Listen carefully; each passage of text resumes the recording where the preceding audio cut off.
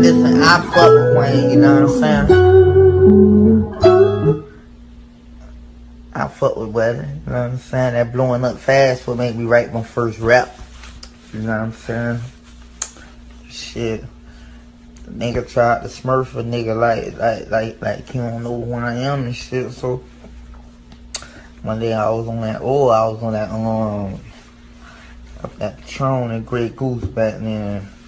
So you know, bitch, I'm talking out my, but I wasn't finna wake up in the morning and say, oh, I'm sorry, that was a mistake. I was toasted.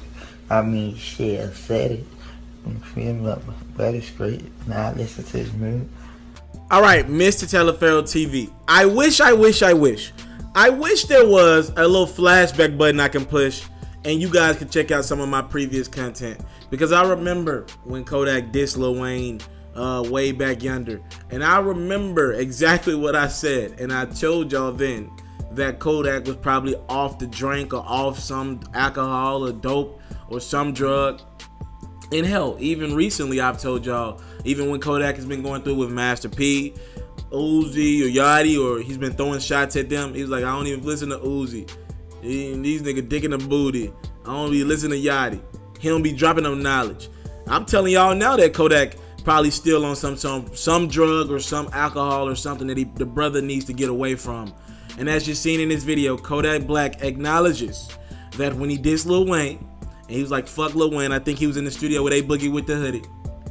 And he's acknowledging that this was in part because both A, he didn't like that Lil Wayne didn't know who he was in an interview, and B, he was off the Patron and the Grey Goose. All right, so let's tackle A first. Lil Wayne did an interview a while back, and they were asking him about artists, up and coming artists, and they asked him about, I think probably a few artists off the XXL cover. I think they asked him about Kodak, Yachty, Uzi, and Wayne's response was, I didn't even know you were naming artists just then, right?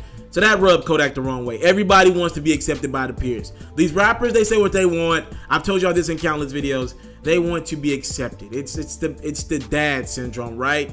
The dad that never wanted you. Remember Fresh Prince of Bel-Air? Will Smith, why you don't want me, man? Why you don't want me?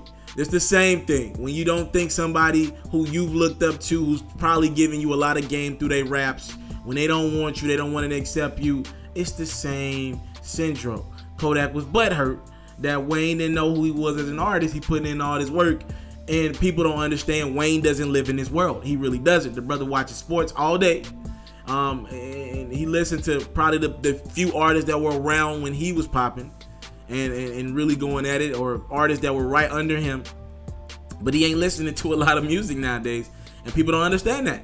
And you talk about the beat, the other aspect of this, Kodak being off the Grey Goose and the Patron. Look, listen, bro. People act like drug use and alcoholism aren't real things in our community. We promote that. I think I see people mad at Russ because he's talking about the Xans and all the other drugs we need to get off and rap. People mad at people for condemning these drugs and stuff like that. If you don't think that drugs are a terrible part of the game and that they're not doing things to our people, you're playing yourself. You're playing yourself. Drugs are literally killing our people. We don't have hundreds of years of just drug use and alcohol use to look back on. Rap has only been prevalent for what, 30 years? So now we're seeing artists in their 40s and 50s commit suicide, deal with a lot of health issues because of what they were doing in their 20s and 30s and probably in their 40s with drug use and alcoholism. So we gotta kind of hop on top of that, and Kodak's acknowledging that was a problem. I dissed Wayne because I was on it. I was on one. And I believe in my heart of hearts, he's still probably on it or still on something.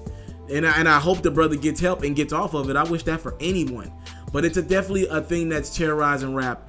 And I appreciate Kodak for coming out and saying that's why he dissed him. And the last part of this as well.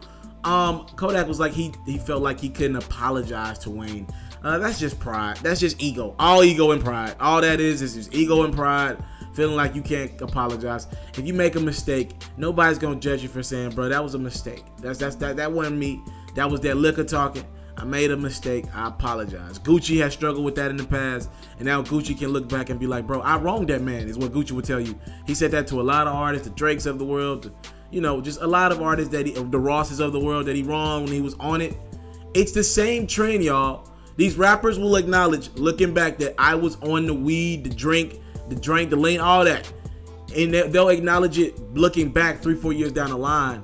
I think when we make change in rap is when artists start to acknowledge that in the moment, right? Meek has said stuff about that. Meek said it was a power thing with him, and he dissed Drake partially because he was on the drugs and nobody could tell him anything. It's a power thing. Them drugs, man. I wish more artists spoke out about this. These drugs are for real. We rap about this and promote this because rappers need content. But there's nothing pretty about feeling like you're better than the next person because you want some alcohol or some drink or some drugs. Subscribe to my channel for more exclusive content like this. Kodak Black says, look, bro, I'm gonna be honest with y'all. I dissed Wayne. I was wrong for dissing him. And I dissed him because I was on that Patron and Grey Goose. Subscribe to my channel for more exclusive content like this. I'm out. I want to salute you, homie, you know, for building your own thing and doing your own thing, creating your own platform, your own website. I got one life to live out my dreams, and I'm giving this thing all I got. I interview celebrities. I talk sports. I represent the culture. Right now you're turning up on itsmrtaliaferro.com, shawty.